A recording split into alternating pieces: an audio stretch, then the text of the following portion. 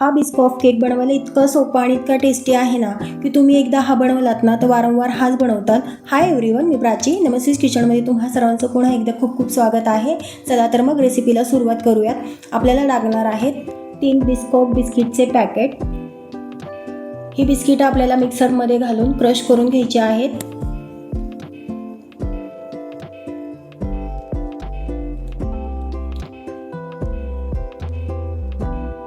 Crush केलेले biscuits आपल्याला एका भांड्यामध्ये काढून घ्यायचे आणि याच्यामध्ये घालायचं आहे अमूल बटर.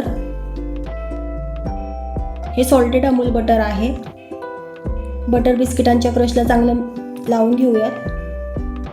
याच्यामध्ये घालूयात बेकिंग पावडर, बेकिंग सोडा.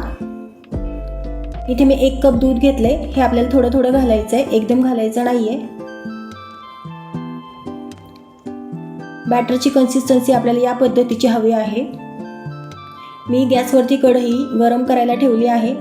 यामध्ये घालूयात अर्धा टीस्पून विनेगर. इथे मी चौकोनी आकाराचा टीन घेतला आहे, त्याला पार्चमेंट पेपर लावून तेलाने ग्रीस करून घेतले. आता हे बॅटर आपण या टीनमध्ये ओतून घेऊयात आणि टीनला टॅप करून घेऊयात जेणेकरून याच्यामधले एअर बबल्स निघून जातील. गरम केलेल्या कढईमध्ये हा टीन ठेवून देऊयात. आपल्याला हा केक 25 ते 30 मिनिटांसाठी अगदी लो फ्लेमवरती बेक करून घ्यायचा आहे. केक बेक होतोय तोपर्यंत आपण चॉकलेट मेल्ट करून घेऊयात. इथे मी डेअरी मिल्कचं चॉकलेट वापरलं आहे आणि थोडीशी फ्रेश क्रीम.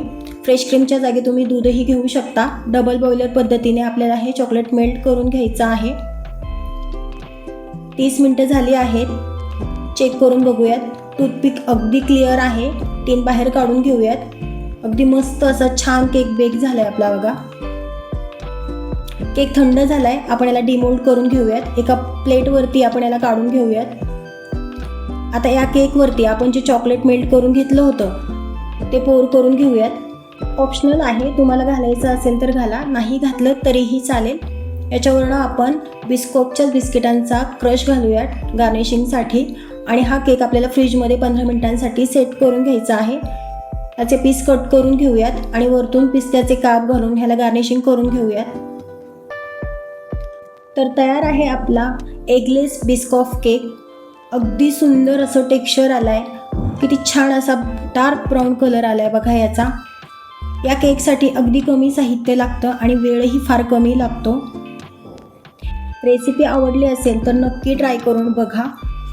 ही बिस्कॉफ केकची रेसिपी कशी झाली आहे हे कॉमेंटमध्ये मला जरूर सांगा.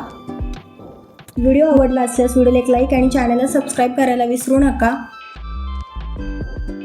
बिस्कॉफ लवरसाठी ही केकची रेसिपी अतिशय उत्तम आहे. चला तर मग पुन्हा भेटूया अशाच एका व्हिडिओमध्ये. तोपर्यंत सर्वांना बाय बाय.